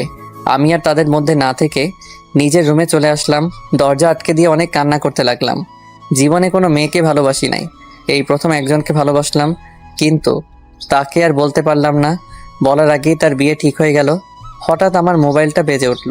দেখি রিয়া ফোন দিছে। আজকে এতদিন পরে রিয়া আজকে ফোন দিছে। চোখের পানি মুছে ফোনটা রিসিভ করলাম। কিরে, কেমন আছিস? আছি কোনো রকম। তুই কেমন আছিস? আমি আলহামদুলিল্লাহ ভালো আছি। মামা মামি তারা কেমন আছে? সবাই ভালো আছে, কিন্তু তোর কথা কেমন জানি লাগছে। কি হয়েছে তোর? আমার তো কিছুই হয়নি। তুই মনে হয় আমার কাছে কিছু লুকোচ্ছিস। বল কি হয়েছে তোর? বলতে পারি, কিন্তু তুই আমাকে কথা দিতে হবে, তুই কাউকে কিছু বলবি না। ঠিক আছে, বলবো না। এবার বল। তাহলে শোন। না রে, তারা শুনলে অনেক কষ্ট পাবে। তারা এই বিয়েতে অনেক খুশি। তাহলে তুই কষ্ট পাচ্ছিস কেন? আমি কষ্ট পেলে কিছু হবে না। আমি চাই না আমার কারণে তাদের আশা ভরসা সব নষ্ট হয়ে যাক। তুই কি পারবি আপুকে ভুলে থাকতে? আমাকে ভুলে থাকার চেষ্টা করতে হবে। এই বিয়েতে আপুও রাজি আছে। তাহলে আপু যখন তোকে ভালোবাসার কথা বলেছে তখন রাজি হোস নাই কেন? তখন তো আমি আপুকে ওই চোখে দেখি নাই, আমার বড় বোনের মতো দেখেছি। আর আঙ্কেল আন্টি এবং সমাজের কথা চিন্তা করে আপুকে মানা করে দেই। তখন যদি রাজি হতি তাহলে আজকে আর কষ্ট পেতে হতো না। এখন তুই কি করবি? এখন আমি আপুকে ভুলে থাকার চেষ্টা করব। আপুর বিয়ে হয়ে গেলে আঙ্কেল আন্টি একা হয়ে যাবে। তাই আমি চাই বাকিটা জীবন তাদের সাথে পার করে দিতে। ঠিক আছে, তাহলে ভালো থাকিস। আর যা কিছু করিস চিন্তা ভাবনা করে করিস। বাই। এটা বলে রিয়া ফোন কেটে দিল। আমার চোখ দিয়ে আবার পানি পড়তে শুরু করলো। কান্না করতে করতে নিচে ঘুমিয়ে গেলাম। রাতে সবাই টেবিলে বসে খাবার খেতে লাগলাম। তখন আঙ্কেল বলল, রাসেল, আমি চাই নাদিয়ার বিয়ের সব কিছু তুমি করবে। ঠিক আছে আঙ্কেল। আরে রাসেল, তোমার চোখ দুটো লাল হয়ে আছে কেন? কি হয়েছে তোমার? আসলে আন্টি চোখে কি যেন পড়েছে, তাই লাল হয়ে গেছে। চিন্তা করবেন না, এমনি ঠিক হয়ে যাবে। আমি নাদিয়া আপুর দিকে তাকিয়ে দেখি এক মনে খাবার খেয়ে যাচ্ছে। আমি তার থেকে চোখ সরিয়ে হালকা খাবার খেয়ে রুমে চলে আসলাম। রুমে এসে দেখি মোবাইলটা বাজতে আছে। হাতে নিয়ে দেখি রাফি ফোন দিছে। আমি রিসিভ করার পর রাফি বলল, কি রে, কেমন আছিস? আপুকে কি ভালোবাসার কথা বলেছিস? আমি ভালো আছি, আর আপুকে ভালোবাসার কথা বলতে পারি নাই। কেন, কি হয়েছে? আপুর বিয়ে ঠিক হয়ে গেছে, তাই আর আমার মনের কথা খুলে বলতে পারি নাই। কি বলছিস তুই? কোথায় বিয়ে ঠিক হয়েছে? ছেলের বাড়ি কোথায় সেটা বলতে পারবো না। ছেলেটা দেখতে অনেক সুন্দর। তুই আমাকে বাসার সামনে নামিয়ে দিয়ে যাওয়ার পর তারপর সব খুলে বললাম। এটা তুই কি বলছিস? তুই কি পারবি আপুকে ভুলে থাকতে? তুই একবার আঙ্কেল আন্টিকে কথাটা খুলে বল, আর না হয় আপুকে বল। না রে, আমি চাই না আমার কথা শুনে তারা কষ্ট পাক। এই বিয়েতে তারা সবাই খুশি আছে, আর নাদিয়া আপু রাজি আছে। আঙ্কেল আন্টির কথা চিন্তা করে নিজেকে কষ্ট দিবি? তুই কি থাকতে পারবি? শোন, আঙ্কেল আমাকে রাস্তা থেকে তুলে এনে তাদের বাসায় ঠাঁই দিয়েছে। তাদের মতো একটা পরিবার পেয়েছি। আমার মতো এতিম ছেলেকে নিজের ছেলের মতো দেখেছে। তাহলে আমি কথা বলি কেমন করে? আর নাদিয়া আপুকে আমি ভুলে যাব? কিছুদিন গেলে সব কিছু ঠিক হয়ে যাবে। তুই মানুষ না রে, তুই একটা ফেরেশতা। তোর মতো বন্ধু পাওয়া ভাগ্যের ব্যাপার। ঠিক আছে, ভালো থাকিস। কালকে থেকে বিয়ের সব কিছু আমাকে করতে হবে, আজকে আঙ্কেল বলেছে। ওকে, ভালো থাকিস, আল্লাহ হাফেজ। এটা বলে রাফি ফোন কেটে দিল। আমি নিজেকে যতই শক্ত রাখার চেষ্টা করি, কিন্তু আমি তা পারছি না। বারবার আপুর চেহারাটা চোখের সামনে ভেসে আসছে। আর কিছু না ভেবে ঘুমিয়ে পড়লাম। সকালে ঘুম থেকে উঠতে দেরি হয়ে গেছে। আজকে আমাকে কেউ ডাকতে আসে নাই, মনে হয় কাজে কামে বিজি সবাই। আমি বিছানা থেকে নেমে ওয়াশরুমে চলে গেলাম। ফ্রেশ হয়ে একটা জামা গায়ে দিয়ে নিচে আসলাম। নিচে এসে একজনকে দেখে আমি পুরো অবাক হয়ে গেলাম। এ আর কেউ নয়, আপুর সাথে যে ছেলের বিয়ে ঠিক হয়েছে সেই ছেলে। আমি এখনো ওনার নাম জানি না। আমাকে দেখে ডাক দিল, আসসালামু আলাইকুম দুলা ভাই, কেমন আছেন? আলহামদুলিল্লাহ, ভালো আছি। তুমি কেমন আছো? আমিও ভালো আছি। দুলা ভাই নামটা তো জানা হলো না, তা হঠাৎ বিয়ের আগে শ্বশুরবাড়িতে? আমার নাম রনি, নিজেদের অফিস দেখাশোনা করছি। আর আজকে নাদিয়াকে নিয়ে মার্কেটে যাব বিয়ের কেনাকাটা করতে। আমি চাই নাদিয়ার পছন্দ মতো সব কিছু কিনে দিতে। খুব ভালো। তা আপু কোথায়? নাদিয়া রেডি হয়ে আসছে, তুমিও আমাদের সাথে চলো। না দুলা ভাই, আঙ্কেল আমাকে বিয়ের সব কিছুর দায়িত্ব দিছে। আমি নাস্তা করে বাইরে গিয়ে বিয়ের কার্ডের অর্ডার, ডেকোরেশন সবকিছু করে আসতে হবে। আমার হাতে অনেক কাজ, আপনি আপুকে নিয়ে যান। তোমার যখন কাজ আছে তাহলে তো আর জোর করা যাবে না। চলুন, নাস্তা করবেন? আমি বাসা থেকে করে এসেছি, তুমি করে নাও। ঠিক আছে বলে নাস্তার টেবিলে চলে আসলাম। খালা আমাকে নাস্তা দিয়ে গেল। হঠাৎ সিঁড়ির উপর চোখ গেল, দেখি আপু সুন্দরভাবে সেজে গুজে নিচে নামছে। আপুকে দেখতে অনেক সুন্দর লাগছে। আপু আমার দিকে তাকাতেই আমি চোখ সরিয়ে নিলাম। তারপর তারা দুজনে বাসা থেকে বেরিয়ে গেল। আমি হালকা নাস্তা করে বাসা থেকে বেরিয়ে রিক্সা নিয়ে রাফিদের বাসার সামনে চলে আসলাম। ভাড়া মিটিয়ে কলিং বেল চাপ দিলাম। কিছুক্ষণ পর রাফির আম্মু দরজা খুলে দিল। আসসালামু আলাইকুম আম্মু, কেমন আছো? কে তোর আম্মু? আমি তোর আম্মু না। আম্মু কাজে অনেক বিজি ছিলাম, তাই তোমার সাথে দেখা করতে পারি নাই। প্লিজ আম্মু, তুমি আমার উপর রাগ করে থেকো না। আম্মু আমাকে জড়িয়ে ধরে কপালে 2টা চুমু দিল। তারপর বলল, এতদিন পর তোর এই আম্মুর কথা মনে পড়েছে? সরি আম্মু, আমার ভুল হয়ে গেছে। আর কখনো এমন ভুল করব না। ঠিক আছে, এখন ভিতরে আয়। রাফি তার রুমে আছে, তুই ওর রুমে যা, আমি কফি পাঠিয়ে দিচ্ছি। ঠিক আছে আম্মু। আমি ভিতরে ঢুকে ওপরে রাফির রুমে যেতে লাগলাম। এবার আপনাদের বলি, রাফির আম্মু জানে আমার আব্বু আম্মু নেই, আমি একটা এতিম ছেলে। তখন রাফির আম্মু আমাকে বলে, কে বলেছে তোর আব্বু আম্মু নেই? আজকে আমি তোর আম্মু, এখন থেকে আমাকে আম্মু বলে ডাকবি। এখন আমার 2 ছেলে। এরপর থেকে রাফির আম্মুকে আমি আম্মু বলে রাখি। রাফির রুমে এসে দেখি রাফি বিছানায় শুয়ে মোবাইল টিপতে আছে। আমাকে দেখে উঠে বসলো। কিরে, তুই কখন আসলি? এই তো কিছুক্ষণ আগে। তা তুই আসবি, আমাকে তো বললি না। আমি তো এমনি আসি নাই, আপুর বিয়ের সব দায়িত্ব আঙ্কেল আমাকে দিছে। আমি তো একা একা সব কিছু করতে পারবো না, তাই তোকে নিয়ে সব কিছু করব। নিজের ভালোবাসার মানুষের বিয়ের সব দায়িত্ব তুই পালন করবি? তোর কি একটু কষ্ট হচ্ছে না? কষ্ট হলে তো কিছুই করার নেই। আঙ্কেল আন্টির সুখের জন্য আমি সব কিছু করতে রাজি আছি। এখন তাড়াতাড়ি রেডি হয়ে নে, হাতে অনেক কাজ আছে। হ্যাঁ ঠিক আছে, তুই বস, আমি ফ্রেশ হয়ে আসছি। এই বলে রাফি ওয়াশরুমে ঢুকে ফ্রেশ হয়ে আসলো। আম্মু এসে আমাদের কফি দিয়ে গেল। দুজনে কফি খেয়ে আম্মুর থেকে বিদায় নিয়ে বাইরে চলে আসলাম। বাইক নিয়ে দুজনে বেরিয়ে পড়লাম। প্রথমে বিয়ের কার্ডের অর্ডার দিলাম, তারপর বাকি যে কাজ ছিল সব কিছুর কাজ সেরে বাসায় চলে আসলাম। রাফি আমাকে বাসার সামনে নামিয়ে দিয়ে চলে গেল। আমি বাসার ভিতরে ঢুকে কলিং বেল চাপ দেওয়ার পর খালা এসে দরজা খুলে দিল। সব কাজ শেষ করে আসতে সন্ধ্যা হয়ে গেছে। আমি আর বাহিরে দুপুরে খাবার খেলাম। ভিতরে ঢুকে দেখি আঙ্কেল আন্টি সোফায় বসে কফি খাচ্ছে আর কথা বলছে। আমাকে দেখে আঙ্কেল ডাক দিল। আমি গিয়ে তাদের পাশে বসলাম। রাসেল, সব কাজ কি শেষ? জি আঙ্কেল, কালকে সকালে ডেকোরেশনের সব লোক মালপত্র নিয়ে চলে আসবে, আর বিয়ের কার্ড কালকে বিকালে নিয়ে আসতে বলছে। ফুলের লোক গায়ে হলুদের দিন সকালে আসবে। ঠিক আছে, তুমি এখন রুমে গিয়ে ফ্রেশ হয়ে কিছুক্ষণ রেস্ট নাও, কালকে আবার কাজে লেগে পড়তে হবে। ঠিক আছে আঙ্কেল। এই বলে নিজের রুমে চলে আসলাম। ওয়াশরুমে ঢুকে ফ্রেশ হয়ে বিছানায় শুয়ে পড়লাম। রাতে খাবার খাওয়ার জন্য খালা ডেকে গেছে, তাই বিছানা থেকে উঠে নিচে চলে আসলাম। টেবিলের সামনে গিয়ে দেখি আঙ্কেল আন্টি আর আপু বসে আছে। আমি একটা চেয়ার টেনে বসলাম। আন্টি খাবার বেড়ে দিল। আপুর দিকে তাকিয়ে দেখি এক মনে খাবার খেয়ে যাচ্ছে। আমার দিকে একটা বার তাকালো না। আমি খাবার খেয়ে নিজের রুমে চলে আসলাম। তারপর বিছানায় শুয়ে পড়লাম। পরের দিন বিকালে বিয়ের কার্ড নিয়ে আসলাম। আঙ্কেল, বিয়ের কার্ডগুলো কি করব? তোমার বন্ধু বান্ধব কতজন আছে তাদের একটা করে দিয়ে আসো, আমি কিছু রাখছি, আর বাকিগুলো নাদিয়াকে দিয়ে আয়। আঙ্কেল, আমার তেমন বন্ধু নেই। আমার একমাত্র বন্ধু শুধু রাফি এবং তার পরিবার। ঠিক আছে, তাদের বিয়ের কার্ড দিয়ে এসো, আমি কিছু রাখছি, বাকিগুলো নাদিয়াকে দিয়ে আয়। আঙ্কেল কিছু কার্ড রাখলো।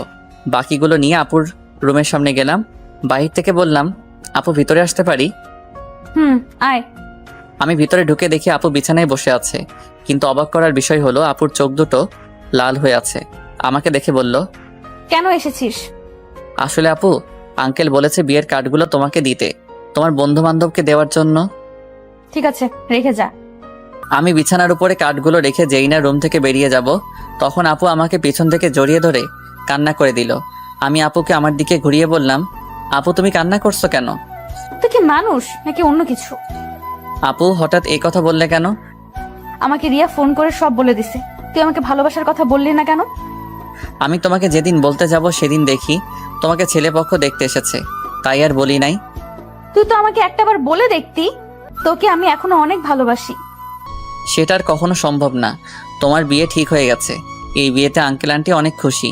আমি চাই না তাদের মনে কষ্ট দিতে, এছাড়া আমার কোনো উপায় নেই। ঠিক আছে, তুই যখন মা বাবার সুখের কথা চিন্তা করে আমাকে বিয়ে করবি না, তাহলে আমি রনিকে বিয়ে করব। কিন্তু কখনো রনিকে স্বামীর অধিকার দিব না। আমি তোকে ভালোবাসি আর সারা জীবন বেঁচে যাব। আপু তুমি এমন পাগলামি করো না, আমাকে তুমি ভুলে যাও। নিজের বাবা মার কথা একটাবার চিন্তা করো। তোমার বিয়েতে তারা অনেক খুশি। তুই আমার রুম থেকে বেরিয়ে যা। যে ছেলে নিজের ভালোবাসার মানুষকে অন্য ছেলের হাতে তুলে দিতে রাজি আছে, সে কখনো কাউকে ভালোবাসতে পারে না। আমি আর কোনো কথা না বলে নিজের রুমে চলে আসলাম। নিজের চোখ দিয়ে 2 ফোঁটা পানি পড়ে গেল। আপু আমি তোমাকে অনেক ভালোবাসি। তুমি যদি আমার জায়গায় হতে তাহলে তুমি তাই করতে। আমার কিছু করার নেই। দেখতে দেখতে বিয়ের দিন চলে এসেছে। আপুর বিয়েতে সবাই এসেছে। আজকে আপুর গায়ে হলুদ। আপুকে স্টেজে আনা হয়েছে। এক এক করে সবাই আপুকে হলুদ লাগাতে লাগলো। আমি একটু দূরে দাঁড়িয়ে দাঁড়িয়ে দেখতে লাগলাম। হলুদ শাড়িতে আপুকে অনেক সুন্দর লাগছে, যেন একটা পরী সামনে বসে আছে। রিয়া আমার সামনে এসে বলল, কি রে, এখানে দাঁড়িয়ে আছিস কেন? এমনি দাঁড়িয়ে আছি। তুই কি মনে করেছিস আমি কিছু বুঝি না? এখনো সময় আছে, তুই মামা মামিকে সবকিছু খুলে বল। না রে, আমি চাই না তাদের মনে কষ্ট দিতে। তোর কি কষ্ট হচ্ছে না? আমি চুপ হয়ে গেলাম।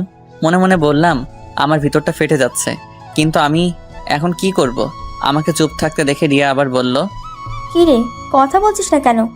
আমার ভালো লাগছে না, তুই আমাকে একটু একা থাকতে দে।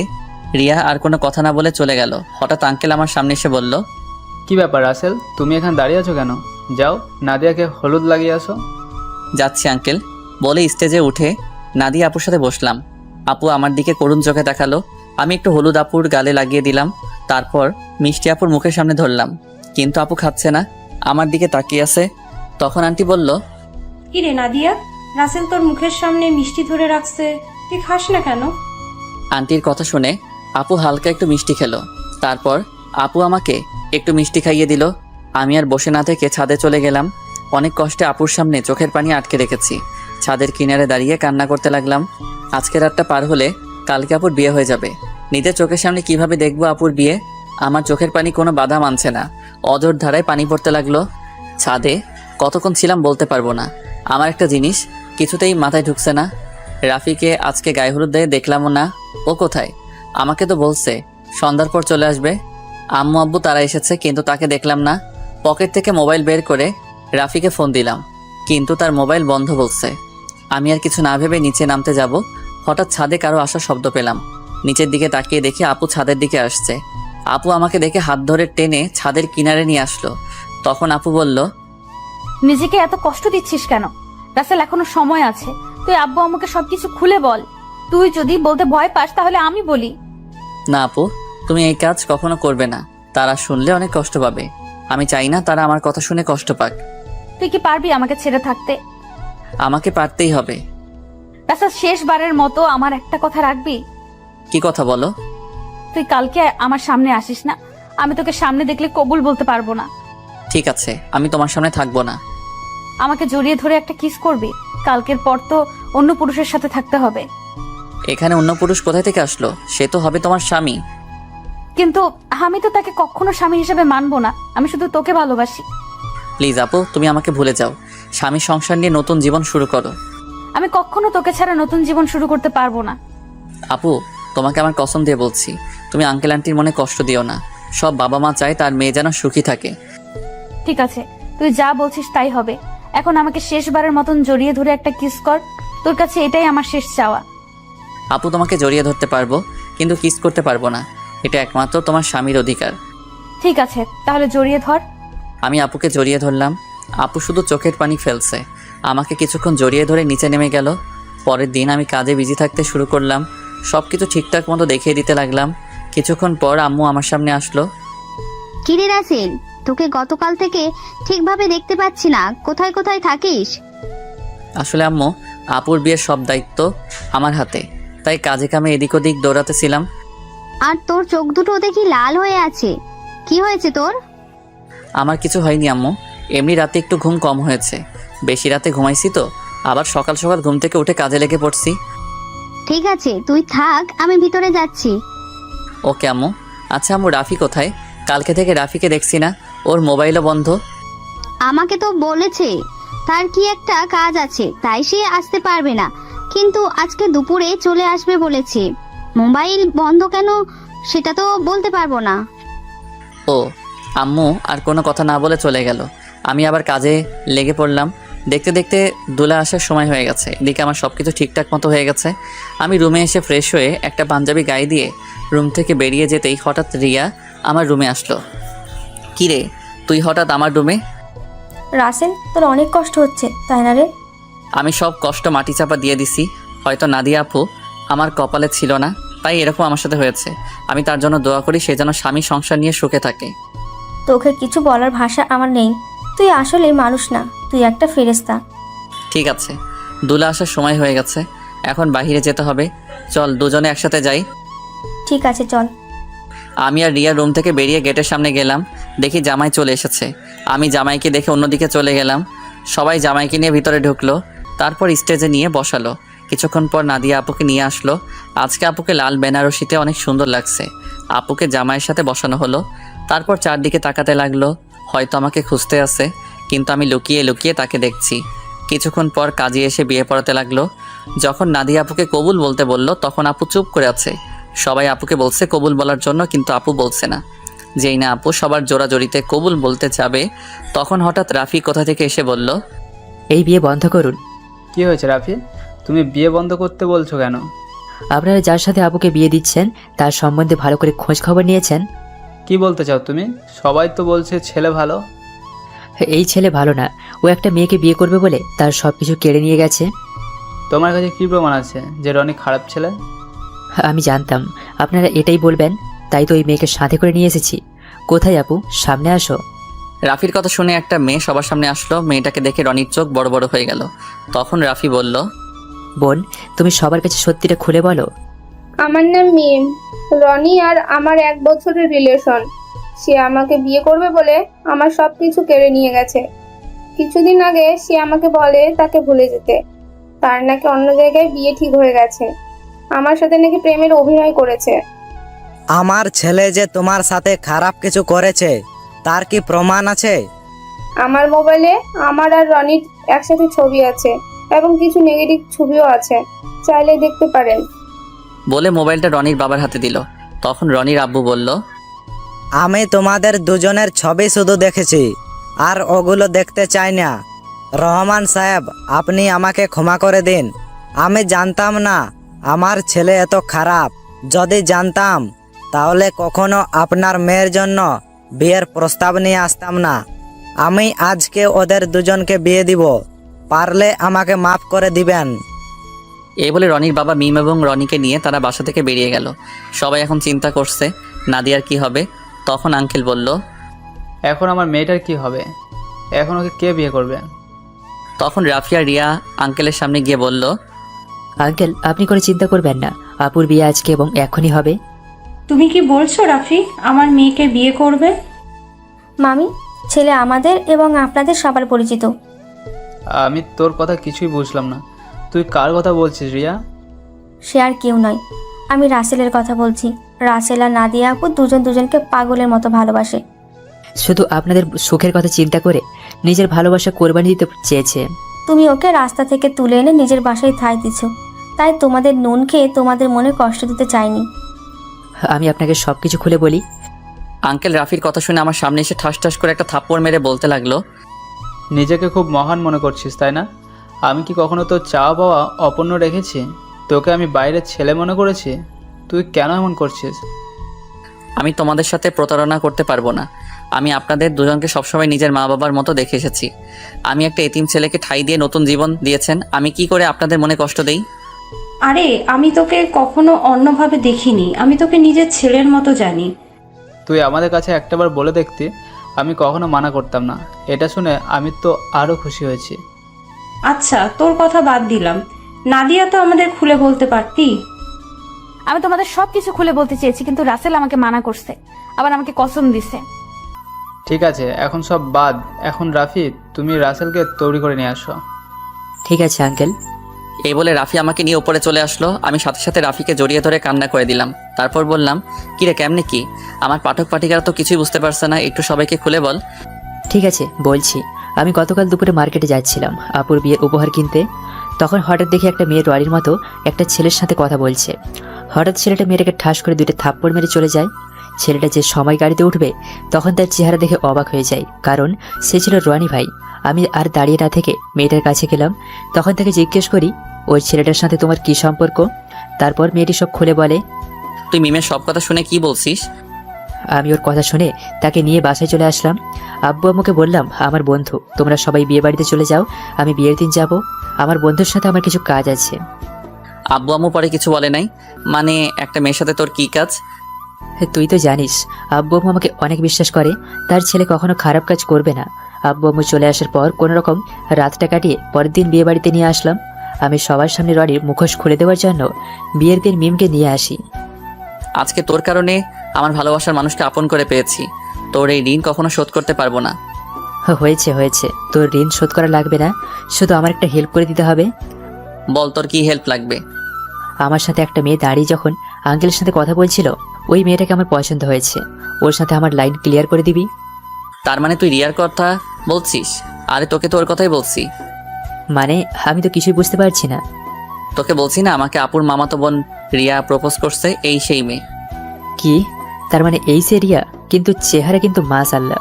এখন আমার সাথে লাইন করে দে। ঠিক আছে দিব, আগে আমার বিয়েটা শেষ হোক। ঠিক আছে, এখন ফ্রেশ হয়ে আয়, আমাদের জন্য সবাই অপেক্ষা করছে। আমি আর কোনো কথা না বলে ওয়াশরুমে ঢুকে ফ্রেশ হয়ে একটা পাঞ্জাবি গায়ে দিয়ে রাফির সাথে নিচে চলে আসলাম। আমাকে নিয়ে আপুর পাশে নিয়ে বসালো। তখন আপু আমার কানের কাছে মুখ এনে বলল, আজকে তোর খবর আছে, শুধু বিয়েটা হয়ে যেতে দে। তুই আমাকে অনেক কষ্ট দিয়েছিস। সেটা বাসর ঘরে দেখা যাবে। আমিও কিন্তু কম কষ্ট পাইনি। কাজী বিয়ে পড়ানো শুরু করলো। আগে আপুকে কবুল বলতে বলল, আপু সাথে সাথে কবুল বলে ফেললো। সবাই মুচকি মুচকি হাসছে। এবার আমাকে বলতে বলল, কিন্তু আমি বলছি না। আমি আপুকে একটু লাগানোর জন্য দেরি করছি। আপু আমাকে কোনোই দিয়ে গোতা দিল। আমি সাথে সাথে কবুল বলে ফেললাম। সবাই জোরে জোরে হাসা শুরু করলো। তারপর কাজী মোনাজাত ধরলো। সবাই আমাদের জন্য দোয়া করলো। তারপর সবাই খাওয়া দাওয়া করে বাসায় চলে গেল। আব্বু আম্মু আমার কাছ থেকে বিদায় নিয়ে চলে গেল। রাফি আমার সাথে থেকে গেল। তখন আমি আর রাফি ছাদে বসে আছি। ছাদে আসার সময় রিয়াকে বলেছি ছাদে আসার জন্য। আমি আর রাফি বসে বসে কথা বলছি। কিছুক্ষণ পর রিয়া ছাদে আসলো। তখন আমি বললাম, কিরে তোর আসতে এত দেরি হলো কেন? দেরি কি আর এমনি হয়েছে? তোর বাসর ঘর সাজাতে দেরি হয়ে গেছে। এখন বল কি জন্য ডাকলি? আজকে বিয়েবাড়িতে একটা ছেলে তোকে দেখে পছন্দ করে, সে নাকি তোর সাথে প্রেম করতে চায়। আমার কথা শুনে রাফি মাথা নিচু করে ফেলছে। তখন রিয়া বলল, ছেলেটা কে জানতে পারি? সে আর কেউ নয়, আমার কলিজা, আমার জানের বন্ধু রাফি। ও তাই নাকি? তাহলে ও না বলে তোকে বলতে বলছে কেন? আসলে আজ পর্যন্ত রাফি কোনো মেয়ের সাথে প্রেম করে নাই। কেন জানি তোকে দেখে পছন্দ হয়, কিন্তু লজ্জার কারণে বলতে পারছে না। তাই আমাকে বলল তোর সাথে লাইন করে দেওয়ার জন্য। ঠিক আছে, তুই রুমে যা। আপু রুমে তোর জন্য অপেক্ষা করছে বাসর ঘরে। আমার অনেক ভয় করছে রে। এত ভয় কিসের? বিড়ালটা ঠিক মতো মারিস। এই বিড়াল আবার কোথা থেকে আসলো? সেটা বাসর ঘরে গেলে আপু তোকে দেখিয়ে দেবে। এখন তুই যা, আমি ওর সাথে কথা বলবো। আচ্ছা ঠিক আছে, যাচ্ছি। আমার বন্ধুর যেন কিছু না হয়, তাহলে কিন্তু তোর মাথা ফাটিয়ে ফেলবো। ওই আমার জামাইয়ের সাথে আমি যেটা করি তোর সমস্যা কি? কি? তার মানে তুই রাজি? আরে ওকে তো প্রথম দেখে আমি প্রেমে পড়ে গেছি, এখানে রাজি না হওয়ার কি আছে? তুই বাসর ঘরে যা, আমি আমার জানের সাথে একটু রোম্যান্স করি। তাহলে তোরা থাক, আমি গেলাম। আমি আর কোনো কথা না বলে বাসর ঘরের সামনে চলে আসলাম। দোয়া দূরত পরে আস্তে আস্তে রুমে ঢুকলাম। তারপর দরজা বন্ধ করে দিলাম। দরজা বন্ধ করে বিছানার দিকে তাকিয়ে যেটা দেখলাম, সেটা দেখে আমি পুরো অবাক হয়ে গেলাম। দেখি নাদিয়া আপু একটা লাঠি নিয়ে বিছানায় বসে আছে। আমি আপুর সামনে গেলাম। তখন আমি বললাম, আপু তুমি লাঠি নিয়ে বসে আছো কেন? ঠাস করে একটা বাড়ি মেরে দিল। তখন আমি বললাম, তুমি আমাকে মারলে কেন? প্রথমে আপু বললি কেন? আপুকে আপু বলবো না তো কি বলবো? আবার ঠাস করে আরেকটা বাড়ি মারলো। তখন নাদিয়া বলল, আর একবার যদি আপু বলে ডাকিস তাহলে তোর মাথা ফাটিয়ে দেব। এখন থেকে আমার নাম এবং তুমি করে বলবি। তুমি করে তো সবসময় বলি, কিন্তু নাম ধরে কিভাবে বলবো? তুমি তো আমার থেকে বড়। কারণ এখন আমি তোর স্ত্রী, আমাকে নাম ধরে ডাকবি। ঠিক আছে, এখন থেকে নাম ধরে ডাকবো। তো এতক্ষণ কোথায় ছিলি? তোর আসতে এত লেট হলো কেন? আগে বলো, তুমি আমাকে তুই করে বলছো কেন? আমি তোমার স্বামী, আমাকে তুমি করে বলবে। ঠিক আছে বলবো, এখন বল আসতে দেরি হলো কেন? তাহলে শোনো। তারপর রাফিয়া রিয়ার কথা খুলে বললাম। সেটা তো খুশির খবর। আজকে রাফির জন্য তোমাকে আমি আপন করে পেয়েছি। ও না থাকলে এতক্ষণে আমাকে বাসর ঘরে রনি থাকতো। ঠিকই বলছো। ওর মতো বন্ধু পাওয়া ভাগ্যের ব্যাপার। ঠিক আছে, এখন অজু করে আসো, 2 রাকাত নফল নামাজ আদায় করতে হবে। করব। আগে আমাকে একটা কথার উত্তর দাও। বিয়ের আগে তোমাকে দেখেছি সবসময় কার সাথে যেন হেসে হেসে কথা বলতে। তুমি কার সাথে কথা বলতে? নাদিয়া আমার কথা শুনে হাসতে হাসতে বলল, আরে পাগল, এটা আমি অভিনয় করছি। আমি তোমার সামনে মোবাইল নিয়ে অন্য ছেলের সাথে কথা বলার অভিনয় করছি এবং তোমাকে এড়িয়ে চলছি। তুই এগুলো সহ্য করতে না পেরে জানো আমাকে ভালোবাসার কথা বলিস, কিন্তু হাদারাম তুমি আমাকে কখনো বলো নাই। কিছুদিন দেখার পর যখন তোমার রিয়াকশন দেখলাম না, তারপর ওই ছেলেকে বিয়ে করতে রাজি হয়ে যাই। তারপর কি হলো তুমি তো জানো। আমারটা আর কি শুনবে? সব তো তুমি জানতে পেরেছো। এখন চলো দুজনে উজু করে আসি। ঠিক আছে। আমি আর নাদিয়া ওয়াশরুমে ঢুকে উজু করে 2 রাকাত নফল নামাজ আদায় করে খাটে গিয়ে বসলাম। তখন নাদিয়া বলল, আজকে তোমার ভালোবাসা দিয়ে আমার সব কষ্ট দূর করে দাও। তোমার কষ্ট দূর করলে আমার কষ্টগুলো দূর করবে কে? আমিও তোমার সব কষ্ট দূর করে দেব।